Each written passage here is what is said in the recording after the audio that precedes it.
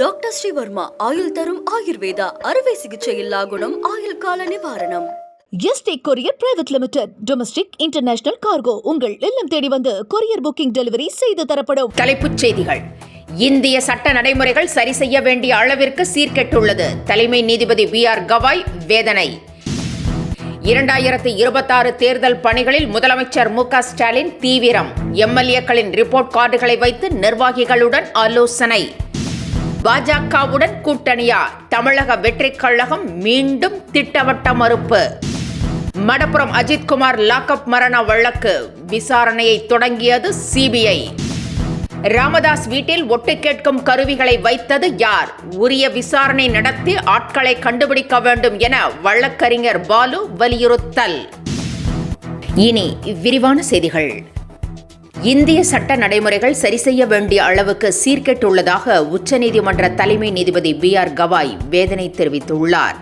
விசாரணை கைதிகளாகவே பல ஆண்டு காலம் கழித்த பின்னர் அவர்கள் நிரபராதி என தெரிய வரும் பல வழக்குகளை நாம் பார்த்திருக்கிறோம் என்று அவர் குறிப்பிட்டுள்ளார். ஹைதராபாத்தில் சட்ட பல்கலைக்கழக பட்டமளிப்பு விழாவில் பேசிய தலைமை நீதிபதி VR கவாய் உதவித்தொகையை கொண்டு மாணவர்கள் வெளிநாட்டுக்கு சென்று படிக்க வேண்டும் என்றும் குடும்பத்தினருக்கு நிதி நெருக்கடி கொடுக்க வேண்டாம் என்றும் அறிவுறுத்தினார். திமுக MLA-க்களின் ரிப்போர்ட் கார்டுகளை கையில் வைத்துக் கொண்டு முதலமைச்சர் MK ஸ்டாலின் நிர்வாகிகளுடன் ஆலோசனை நடத்தினார். 2026 களப்பணியில் நேரடியாக ஈடுபட்டுள்ள முதலமைச்சர் உடன்பிறப்பே வா என்ற தலைப்பில் தொகுதி நிர்வாகிகளுடன் 1-to-1 ஆலோசனை நடத்தி வருகிறார்.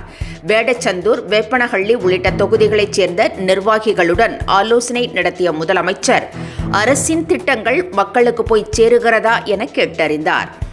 MLA-க்களின் ரிப்போர்ட் கார்டை கையில் வைத்துக் கொண்டு அவர்களது செயல்பாடு எப்படி இருக்கிறது, வரும் தேர்தலில் அவர்களுக்கு மீண்டும் சீட் கொடுக்கலாமா என்று முதலமைச்சர் கேட்டதாக தகவல் வெளியாகியுள்ளது. பாஜக கூட்டணியில் தாவேக வர வாய்ப்புள்ளதாக அமித்ஷா தெரிவித்த கருத்தை தாவேக திட்டவட்டமாக மறுத்திருக்கிறது. நாளிதழ் ஒன்றுக்கு பேட்டியளித்த அமித்ஷா, தமிழ்நாட்டில் NDA வெற்றி பெற்றால் கூட்டணி ஆட்சிதான் அமையும் என்றும் விஜய் உள்ளிட்டோர் கூட்டணியில் வர வாய்ப்புள்ளதாகவும் கொளுத்தி போட்டார். கூட்டணி ஆட்சியை EPS ஏற்கனவே திட்டவட்டமாக மறுத்துவிட்ட நிலையில் தாவேகாவும் அமித்ஷா பேசியதை மறுத்திருக்கிறது. இது தொடர்பாக பதில் அளித்துள்ள தாவேகா கொள்கை பரப்பு செயலாளர் அருண்ராஜ், செயற்குழுவில் பாஜகவுடன் கூட்டணி இல்லை என்ற முடிவு எடுக்கப்பட்டதாகவும் அந்த நிலைப்பாட்டில் 100% உறுதியாக உள்ளதாகவும் தெரிவித்தார். பாமக நிறுவனர் ராமதாஸ் வீட்டில் ஒட்டு கேட்கும் கருவி வைக்கப்பட்டது குறித்து விசாரணை நடத்தி அது தொடர்பான தகவலை மக்களுக்கு தெரிவிக்க வேண்டும் என வழக்கறிஞர் பாலு தெரிவித்துள்ளார்.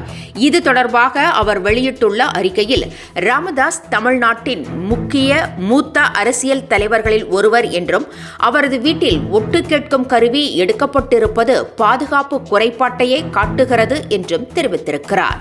இந்த விவகாரத்தில் விசாரணை நடத்தப்பட்டு அந்த கருவி வைக்கப்பட்டதன் நோக்கத்தை கண்டறிய வேண்டும் என்றும் வழக்கறிஞர் பாலு வலியுறுத்தியுள்ளார். மாற்றுத்திறனாளிகள் அரசு பேருந்துகளில் இலவசமாக பயணிக்க பேருந்துகளில் பஸ் பாஸ் வழங்கப்படுகிறது.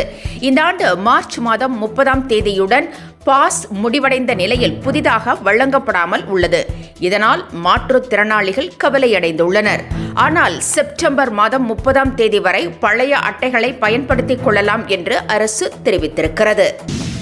மதிமுகவில் துரை வைகோவுக்கும் மல்லை சத்யாவுக்கும் மோதல் உச்சகட்டத்தை எட்டியுள்ள நிலையில் மல்லை சத்யாவை வைகோ கடுமையாக விமர்சித்திருந்தார். இதனால் சத்யா கட்சியிலிருந்து வெளியேற முடிவு செய்திருப்பதாகவும் தனக்கு துரோகி பட்டம் கொடுத்து மதிமுகவிலிருந்து வெளியேற்ற முயற்சிப்பதாகவும் கூறியிருந்தார். இந்நிலையில் தனது Facebook பதிவில் கட்சியின் பதவியை அவர் குறிப்பிடவில்லை.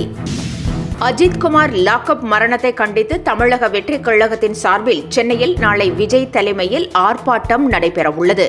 இந்நிலையில் கடந்த 4 ஆண்டுகளில் போலீஸ் கஸ்டடியில் உயிரிழந்ததாக கூறப்படும் 24 பேரில் 21 பேரின் குடும்பத்தினரை விஜய் தனது பனையூர் அலுவலகத்தில் சந்தித்து பேசினார்.